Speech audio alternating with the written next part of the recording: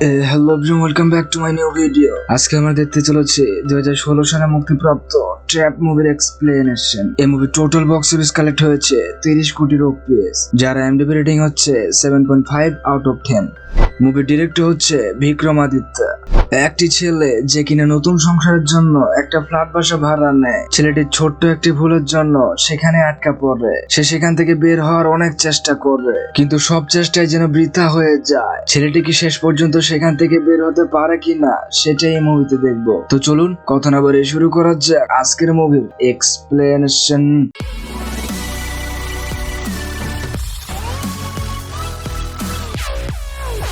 Movie শুরুতে সূর্য নামে একজনকে দেখি, যিনি কিনা একটা কোম্পানিতে কাজ করে। সেই কোম্পানিতে নুরি নামে একজন ছিল। সূর্য নুরিকে পছন্দ করে। নুরি জানায় 2 মাস পরে তার বিয়ে। তারপরেও নুরি ও সূর্যকে ভালোবেসে ফেলে। একদিন সূর্য নুরিকে বলে, তুমি কি আমাকে বিয়ে করবে? নুরি বলে, বিয়ে করে আমরা থাকবো কই? তুমি তো ব্যাচেলারদের সাথে থাকো। সূর্য বলে, আমি 2 দিনের মধ্যে একটা ফ্ল্যাট বাসা ভাড়া নিব। পরের দিন সূর্য ফ্ল্যাটটি খুঁজতে বের হয়। সূর্য একজনকে বলে 15,000 টাকার একটা ফ্ল্যাট বাসা ভাড়া লাগবে, কিন্তু লোকটি পারবে না জানায়। সূর্য সব কথায় পাশ থেকে একটা লোক শুনছিল। সূর্য যখন চলে যাচ্ছিল, লোকটি সূর্যকে জানায় তার চাওয়া অনুযায়ী ফ্ল্যাট আছে। লোকটি জাভেদ ভাই নামের একজনের ফ্ল্যাট দেখাতে নিয়ে আসে। লোকটি জানায় এই পুরো বিল্ডিং এ কোনো একটা ঝামেলার জন্য কেউ থাকে না। লোকটি সূর্যকে বলে, আপনার কোনো সমস্যা হবে না। সূর্য সম্পূর্ণ ফ্ল্যাটটি ঘুরে দেখে এবং এটা তার পছন্দ হয়ে যায়। সূর্য লোকটিকে টাকা দিয়ে চাবি নিয়ে নেয়। রাতে ঘুষঘাস করে তার বন্ধুদের মিথ্যা বলে সেখান থেকে বের হয়ে যায়। সূর্য যখন অ্যাপার্টমেন্টে ঢুকে তখন ওয়াচম্যান ঘুমিয়েছিল।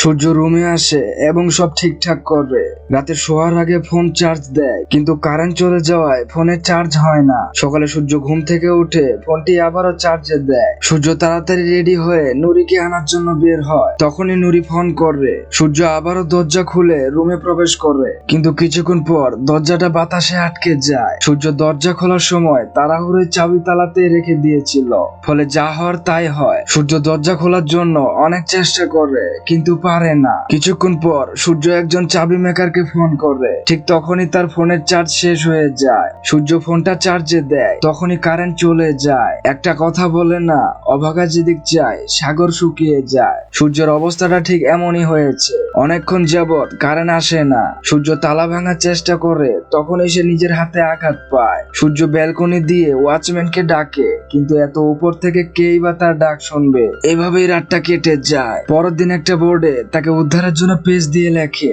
বোর্ডটি ব্যালকনি দিয়ে বাইরে ফেলে দেয়, কিন্তু এতে কোনো কাজ হয় না। তারপর পেস্ট না থাকায় সূর্য তার নিজের রক্ত দিয়েই বোর্ডে লেখে। তারপর বোর্ডটি গিয়ে অন্য একটা বাড়ির ছাদে পড়ে। সূর্য অপেক্ষার প্রহর গুনতে থাকে, কখন কেউ বোর্ডটি পাবে। পরের দিন এক মহিলা বোর্ডটি পায়। মহিলাটি সোজা ওয়াচম্যানকে ব্যাপারটি খুলে বলে, কিন্তু ওয়াচম্যান বলে, আমি 2 বছর যাবত এখানে কাজ করছি, এই অ্যাপার্টমেন্টে কেউ থাকে না। এই শুনে মহিলাটি সেখান থেকে চলে যায়। রাতে সূর্য আগুন ধরিয়ে দেয় যাতে কেউ এটা দেখে।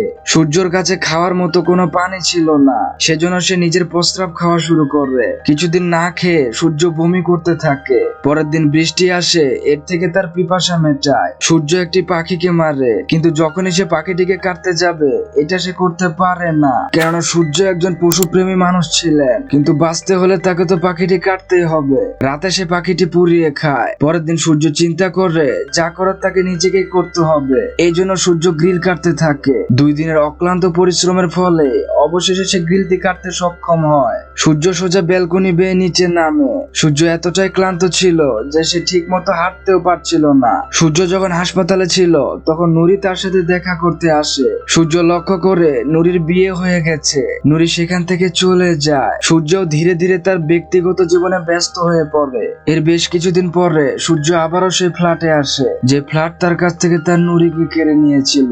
আর এখানে এই মুভিটি শেষ হয়ে যায়। গাইস, একটা কথা বলে, জীবনে যত বড়ই বিপদ আসুক মাথা ঠান্ডা রাখবেন। আজ এ পর্যন্তই, দেখা হবে কোনো মুভির গল্প নিয়ে। ততদিন ভালো থাকুন, সুস্থ থাকুন।